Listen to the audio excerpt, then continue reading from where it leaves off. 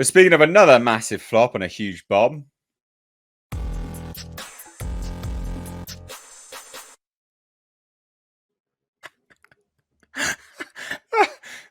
the Flash. The Flash. Let's watch that again.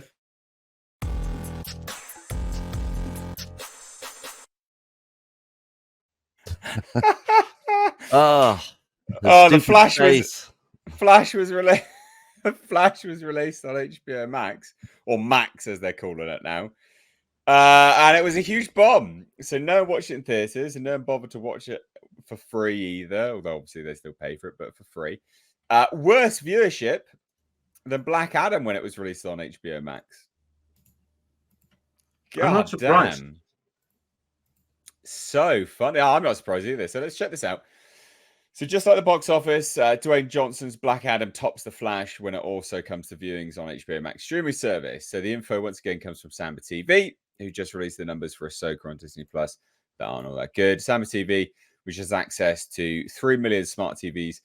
Apparently it's more. Like apparently it's 28 million it's 28 million devices they have access to, and then over 40 plus million worldwide. So 28 million in the States, and then over 40 odd million worldwide. Anyway, whatever.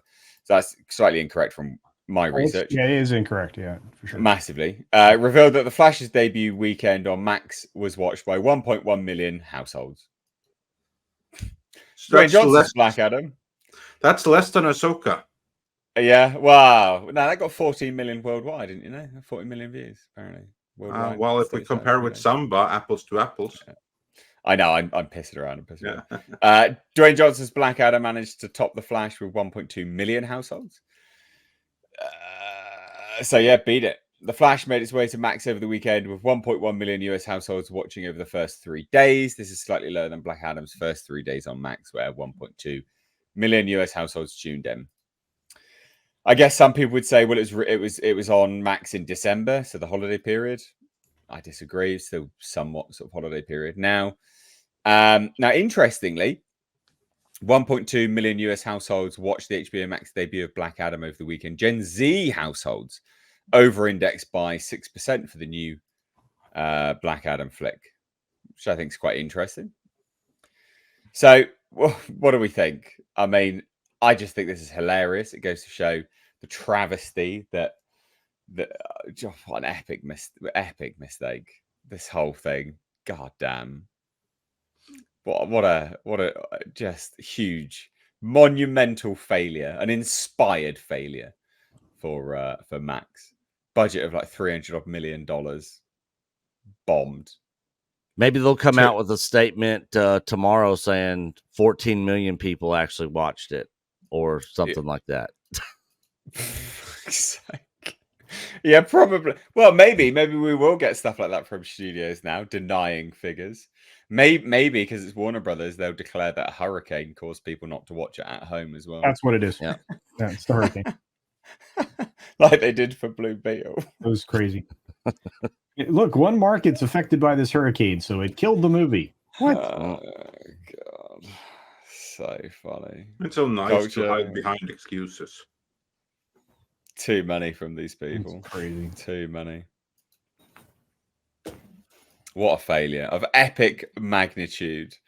Bombs at the box office. Bombs. It goes to show, right, what this shows, and it's fascinating stuff, is that people are just done with it. They're done with The Flash. They're done with these type of movies. And it's the same for Ms. Marvel, right? So Ms. Marvel was released, of course, on ABC, got horrendous viewership on ABC. They gave it away for free. No one bothered to watch it. It's exactly the same thing. So it goes to show that it's not, it's the actual character. It's the movie itself. People aren't interested in it. It's not the obstruction, because lo and behold, lots of people always say this is the excuse for mainstream media all the time. They're always banging on about, the pandemic, COVID, money's tight now. People aren't going out. Even when you give it away for free, people aren't bothering to watch it. You literally cannot use that excuse anymore. Well, it's the pandemic, this, pandemic, that. No, it's not. People just don't even want to watch it. Yeah, but we've been shooting a hole in that excuse for a while since we've had films. Obviously. Yeah. But it's just look, I mean, you can give any of the excuses that you want, but they're just none of these films are compelling audiences to go see them. None of these the shows are compelling audiences to see them. The television viewership has never been lower. Never been lower. It's out of control. Yep. Back in the day, I remember people used to always be like, "Oh, are you watching the show? It comes on like NBC, like 8 o'clock on Thursdays or something." Like, and would talk about all these different shows on TV or AMC or TBS, TNT, whatever. Now, like if I go on social media, everybody's like, what's the big binge show on Netflix? What's something good on Netflix? Like, what's something good on Amazon Prime? Like, I never see anything about Disney Plus. I never see anything about Marvels. I never see anything about cable television network shows anymore. Like nothing. Let me say this. I remember the day when we would be talking about House of Cards.